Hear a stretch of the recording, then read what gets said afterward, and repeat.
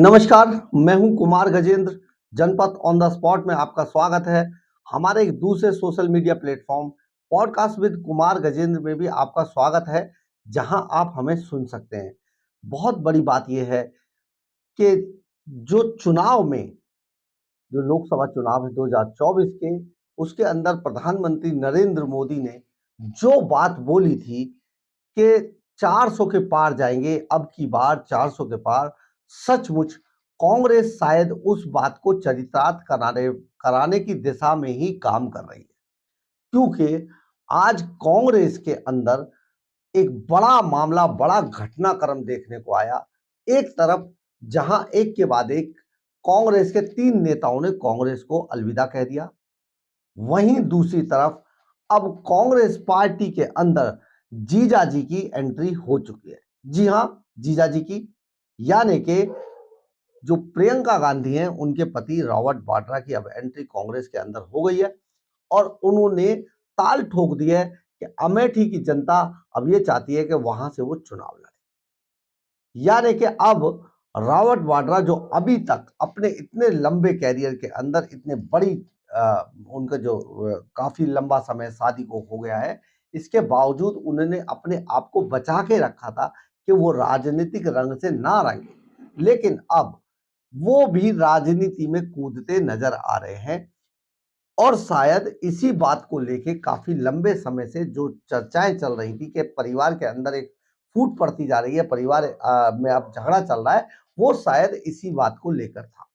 राहुल गांधी के सामने अब वो पूरी तरीके से खुलकर आ गए हैं कि उन्हें अमेठी से चुनाव लड़ना है और ये बात वो करके रहेंगे, ये भी बात पक्की है।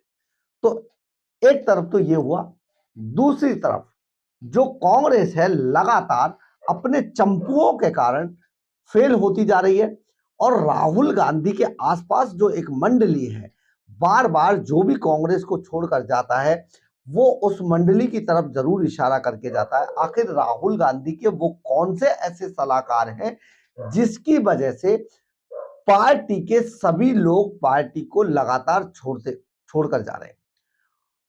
सबसे बड़ी बात यह है, अब एक्सपर्ट जो मान के चल रहे हैं कि रॉबर्ट वाड्रा की जो एंट्री कांग्रेस के अंदर हुई है, ये कांग्रेस के ताबूत में शायद अंतिम कील साबित होगा। क्योंकि ये पहली बार हुआ है कि कोई व्यक्ति कहकर और ताल ठोककर कांग्रेस आला कमान के सामने आके खड़ा हो गया है और उसने कहा है कि चुनाव में लड़ूंगा और उसको कोई रोक नहीं सकता है। ये भी बात बता देते हैं। लेकिन ये सारी बातें तो चुनाव लड़ने से संबंधित है। चुनाव जब पार्टी लड़ने की एक तरीके से ताकत ही पार्टी के अंदर नहीं होगी, तो आखिर पार्टी करेगी क्या? आज जो महाराष्ट्र से संजय निरुपम है, उन्होंने जिस तरीके से पार्टी पर आरोप लगाए, उसने आला कमान को एक तरीके से पंगु बोल दिया और बहुत क्लियर बता दिया कि आला कमान का अपना कोई वजूद नहीं है, लेकिन उनके आसपास जो लोग हैं वो किस तरीके से जो भी मजबूत नेता है उनको सबको पार्टी से बाहर कराते जा रहे हैं। ये काम नरेंद्र मोदी, प्रधानमंत्री नरेंद्र मोदी नहीं कर रहे हैं, ये काम भारतीय जनता पार्टी नहीं कर रही है, ये तो कांग्रेस के अंदर के लोग ही कर रहे हैं। आज निरुपम ने बहुत स्पष्ट रूप से कहा, उन्होंने उंगलियां उठाई खड़गे पर, जो कांग्रेस के अध्यक्ष हैं। खड़गे हैं तो अध्यक्ष, लेकिन वो क्या बोलते हैं इसकी बात किसी को समझ नहीं आती है। उनके पास निर्णय लेने की भी क्षमता नहीं है, वो अपनी तरफ से कोई निर्णय भी नहीं ले सकते हैं। इसके अलावा सोनिया गांधी, उनसे कोई मिल नहीं सकता है। प्रियंका गांधी, उनसे कोई मिल नहीं सकता है। राहुल गांधी तो सवाल ही पैदा नहीं है। और उसके अलावा एक और उन्होंने रखे हैं अपने साथ में सलाहकार, वेणुगोपाल। तो ये जो चार छत्रप हैं कांग्रेस के, इनके सबके अपने अपने सलाहकार हैं और वो सलाहकार ही नहीं चाहते कि इनका कोई वजूद बने पार्टी के। इस वजह से होता क्या है कि जब वहां पर कहीं पर पावर सेंटर में किसी भी जगह पर अगर पार्टी का कोई नुमाइंदा अपनी बात आला कमान में रख ही नहीं पाएगा, अपनी बात आला कमान तक पहुंचा ही नहीं पाएगा, तो पार्टी के अंदर चल रही गलत गतिविधियों को कैसे इंगित किया जाएगा? यही कारण है कि जो लोग ऐसे चंपुओं के जुल्म से त्राहिमाम करने लगते हैं, वो बाद में पार्टी छोड़कर चले जाते हैं। एक और बड़ा चेहरा जो प्रवक्ता थे गौरव वल्लभ, उन्होंने भी पार्टी छोड़ दी। उन्होंने इसका कारण बताया कि एक तो आला कमान से मिल नहीं सकते, कोई संवाद नहीं कर सकते, दूसरा कोई पार्टी की लाइन नहीं बची है, और तीसरा जो सबसे बड़ा कारण बताया, उन्होंने कहा कि राम मंदिर का विरोध हम नहीं कर सकते क्योंकि हम सनातनी हैं, हम हिंदू हैं। दूसरा, जब राम मंदिर का न्योता भारतीय जनता पार्टी की तरफ से या जो मंदिर ट्रस्ट था उसकी तरफ से आया था, संघ की तरफ से आया था, तो जो पार्टी का स्टैंड था, पार्टी के अंदर ही बहुत सारे नेता उससे इत्तेफाक नहीं रखते थे, इसलिए वो बहुत त्रस्त थे और पार्टी छोड़ गए। एक और बड़े नेता बॉक्सर विजेंदर, जो हरियाणा से चुनाव लड़ चुके हैं कांग्रेस के टिकट पर, उन्होंने भी आज पार्टी को अलविदा कह दिया। तो ये जो कवायद चल रही है पार्टी के अंदर, एक तरफ तो सारे नेता इस वजह से पार्टी छोड़कर भाग रहे हैं कि पार्टी के अंदर लोकतंत्र बचा नहीं है और वहां उनकी बात को सुनने वाला कोई नहीं है। दूसरा, हर नेता के हर जो पावर सेंटर जो नेता है, चाहे वो सोनिया गांधी हो, चाहे वो मल्लिकार्जुन खड़गे हो, चाहे वो प्रियंका गांधी हो, चाहे वो राहुल गांधी हो, चाहे वो जो नए साहब जो बने हैं वेणुगोपाल जी, चाहे वो हो, तो इनके भी अपने अपने अलग से चंपू हैं और वो चंपू किसी दूसरे को अपनी बात कहने के लिए आला कमान तक पहुंचने नहीं देते। इस वजह से पार्टी के अंदर लोकतंत्र खत्म हो गया है। तो एक बार जरा देखिए कि आखिर जो संजय निरुपम है वो क्या कहते हैं। समझा, और इसलिए मैंने कल घोषणा की थी, जब मुझे पता चला कि ये कोई एक्शन लेने का मूड में है, तो मैंने कहा काहे के लिए अपनी स्टेशनरी वेस्ट कर रहे हो, मैं कल सब अनाउंसमेंट कर दूंगा।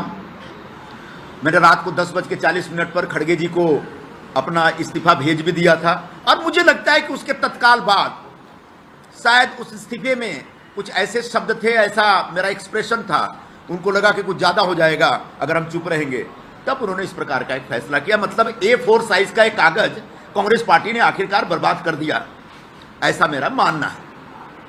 अब रह गई बात, कांग्रेस पार्टी ये सब क्यों कर रही है।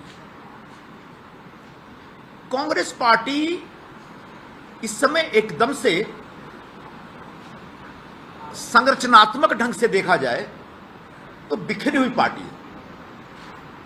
वैचारिक तौर पर तो दिशाहीन है, ऐसा कई लोगों ने कई बार कहा, कांग्रेस पार्टी के लोगों ने ही कहा, लेकिन संरचनात्मक तौर पर एक पूरी तरह से बिखरी हुई पार्टी है। पहले कांग्रेस में एक पावर सेंटर हुआ करता था और उसका एक कॉकस होता था, उसके एक कोटरी होते थे, दरबारी होते थे, और उसके खिलाफ बाकी लोग लड़ते रहते थे या संघर्ष करते रहते थे। इस समय कांग्रेस पार्टी में 5 पावर सेंटर्स हैं। आप चौंक जाएंगे सुनकर के, लेकिन ये सब हमने अनुभव किया हुआ है।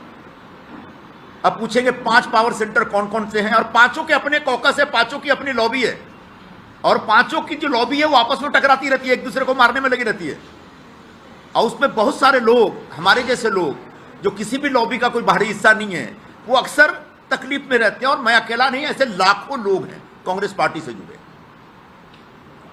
तो जो 5 पावर सेंटर है उसमें सबसे पहले तो परमादरणीय सोनिया गांधी जी का एक पावर सेंटर है, उनके आसपास के लोग हैं। दूसरे आदरणीय राहुल गांधी जी का भी एक अपना पावर सेंटर है, उनके आसपास भी एक कोटरी है जो अपनी दुकान चलाता रहता है। फिर बहन जी की भी एक अपनी कोटरी है, वो अपने ढंग से एक्सर्ट करती रहती हैं, अपना पावर एक्सर्ट करती रहती हैं। अध्यक्ष महोदय हैं, उनकी भी एक अपनी, उनका भी एक पावर सेंटर बन गया है। उनके आसपास जो लोग हैं वहां तो ऐसे ऐसे लोग हैं जिनके पास कोई राजनीतिक अनुभव नहीं, कोई राजनीतिक आधार नहीं, अचानक उनके साथ जुड़ के वो हाईकमान बन गए और इस तरह की बातें करते, इस तरह की भाषा का इस्तेमाल करते जो मैं आपके सामने यहां प्रस्तुत नहीं कर सकता।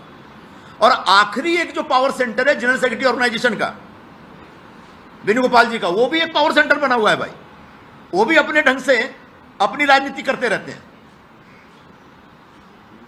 जब हिंदी बोलते समझ में नहीं आता, अंग्रेजी बोलते समझ में नहीं आता, मलयाली हमको समझ में नहीं आता है।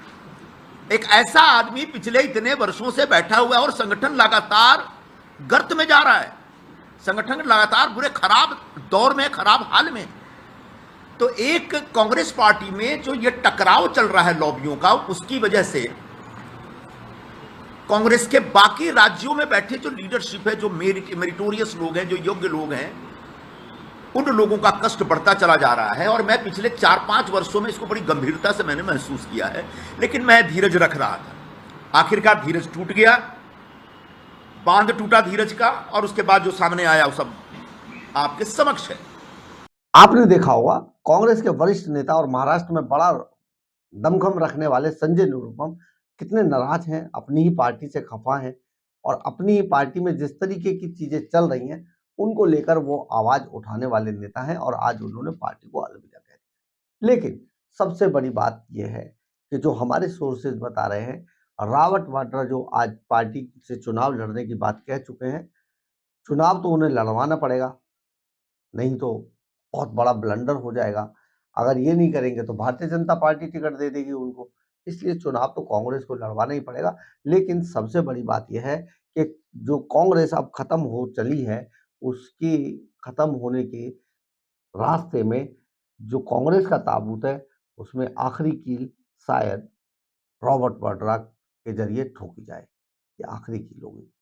बहरहाल जो भी हो, कांग्रेस का अंदरूनी हालात बहुत खराब हैं और आने वाले समय में कांग्रेस सिर्फ एक नाम के लिए छोटी सी कुछ लोगों की पार्टी रह जाएगी, वो भी वो जो अपने हित साधने के लिए पार्टी को किसी भी हद तक जाकर तोड़ सकते हैं।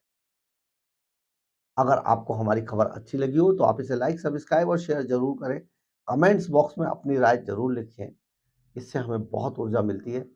इसके अलावा अगर आप हमारे चैनल पर नए हैं तो हमारे चैनल को ज्वाइन जरूर करें और अगर आप हमें आर्थिक रूप से मदद करना चाहते हैं तो आप हमारे चैनल के सुपर थैंक्स बटन को दबाकर हमें आर्थिक रूप से मदद भी कर सकते हैं। जय हिंद, जय भारत।